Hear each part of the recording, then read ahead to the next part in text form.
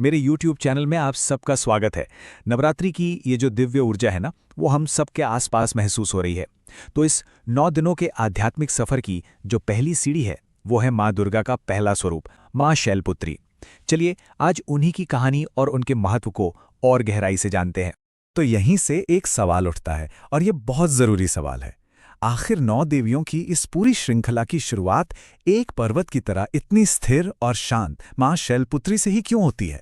जानते हैं, इसका जवाब उनकी कहानी और उनके स्वरूप में ही छिपा है। सबसे पहले चलिए उनके नाम को ही समझते हैं। शैलपुत्री ये 2 संस्कृत शब्दों से बना है। शैल जिसका मतलब होता है पर्वत और पुत्री मतलब बेटी, तो इसका सीधा सा मतलब हुआ पर्वत की पुत्री। वो पर्वतराज हिमालय की बेटी हैं और बस यही एक कनेक्शन उन्हें स्थिरता और दृढ़ता का प्रतीक बना देता है। असल में मां शैलपुत्री नवदुर्गा का पहला और सबसे जरूरी मतलब सबसे आधारभूत स्वरूप हैं। वो पवित्रता, अटलता और हमारे शरीर के मूलाधार चक्र की ऊर्जा को दिखाती हैं।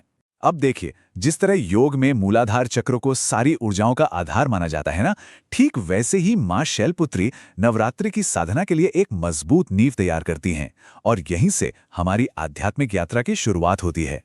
अब मां शैलपुत्री के स्वरूप को अगर हमें पूरी तरह समझना है तो हमें थोड़ा पीछे जाना होगा, उनके पिछले जन्म की कहानी में। पता है, उनका ये स्वरूप देवी सती के आत्म बलिदान के बाद हुआ एक दिव्य पुनर्जन्म है।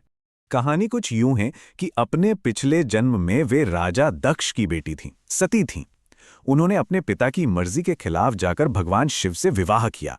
अब इस बात से दक्ष इतने नाराज हुए कि उन्होंने एक बहुत बड़ा यज्ञ रखा, लेकिन जानबूझकर उसमें शिव और सती को नहीं बुलाया। जब सती बिना बुलाए वहां पहुंची तो दक्ष ने भगवान शिव का बहुत ज्यादा अपमान किया। अपने पति का ये अपमान सती से सहा नहीं गया और उन्होंने उसी यज्ञ की आग में खुद को समर्पित कर दिया। और इसी महान बलिदान के बाद उन्होंने पर्वतराज हिमालय के घर पार्वती यानी शैलपुत्री के रूप में दोबारा जन्म लिया। तो ये तो थी उनकी कहानी। चलिए अब जरा उनके स्वरूप में छिपे गहरे अर्थों को भी समझते हैं। मां शैलपुत्री का हर एक प्रतीक हमें एक बहुत जरूरी संदेश देता है। देखिए, वो नंदी बैल पर विराजमान हैं, जो धर्म, शक्ति और पक्के इरादे का प्रतीक है।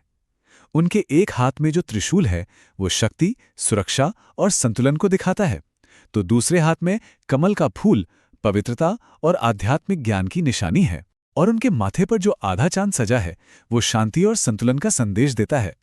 ज्योतिष में तो ये भी माना जाता है कि वो चंद्रमा ग्रह को नियंत्रित करती हैं।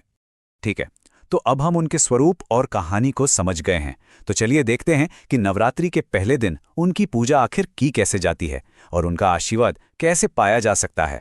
हम में से कई लोग जानते हैं कि नवरात्रि की शुरुआत घट स्थापना की पवित्र रस्म से होती है। इसमें मिट्टी के एक बर्तन में 7 तरह की मिट्टी और अनाज बोए जाते हैं। फिर गंगाजल, सिक्के और सुपारी से भरा एक कलश स्थापित किया जाता है। कलश के ऊपर आम के पत्ते और नारियल रखकर हम देवी की ऊर्जा को अपने घर में बुलाते हैं। ये पूरी प्रक्रिया असल में समृद्धि और दिव्यता का प्रतीक है। और हाँ, मां शैलपुत्री से जुड़ने का सबसे सरल और शक्तिशाली तरीका है उनके बीज मंत्र का जाप। ओम देवी शैलपुत्र्यै नमः। इस मंत्र का 108 बार जाप करने से मन शुद्ध होता है और भक्त जो है वो देवी की स्थिर और सकारात्मक ऊर्जा से जुड़ जाता है। अच्छा, मां शैलपुत्री को प्रसन्न करने के लिए कुछ खास भोग भी चढ़ाए जाते हैं, जैसे कि शुद्ध घी और दूध से बनी सफेद मिठाइयाँ। ऐसी मान्यता है कि इससे रोगों और दुखों से मुक्ति मिलती है। पूजा में उन्हें चमेली जैसे सफेद फूल चढ़ाए जाते हैं और इस दिन का शुभ रंग लाल या नारंगी माना जाता है, जो ऊर्जा और एक नई शुरुआत का प्रतीक है। तो चलिए अब घूम फिरकर अपने उसी पहले सवाल पर वापस आते हैं। मां शैलपुत्री की पूजा से हमें ऐसी क्या सीख और आशीर्वाद मिलते हैं जो इस 9 दिन की यात्रा की नींव रखते हैं? तो जवाब बिल्कुल साफ है। नवरात्रि की शुरुआत मां शैलपुत्री से इसलिए होती है क्योंकि वो हमें स्थिरता और साहस सिखाती हैं, ठीक एक पर्वत की तरह जो हर तूफान में अपनी जगह अटल रहता है। उनकी कहानी नई शुरुआत का सबसे बड़ा प्रतीक है। वो हमें सिखाती हैं कि किसी भी आध्यात्मिक यात्रा के लिए अनुशासन और धैर्य की एक मजबूत नींव कितनी जरूरी है, और उनकी पूजा हमें हर तरह की नकारात्मकता और रोगों से सुरक्षा देती है। बस यही गुण हमें आगे के 8 दिनों की साधना के लिए तैयार करते हैं। माँ शैलपुत्री हमें याद दिलाती हैं कि हर बड़ी यात्रा की शुरुआत एक मजबूत कदम से ही होती है।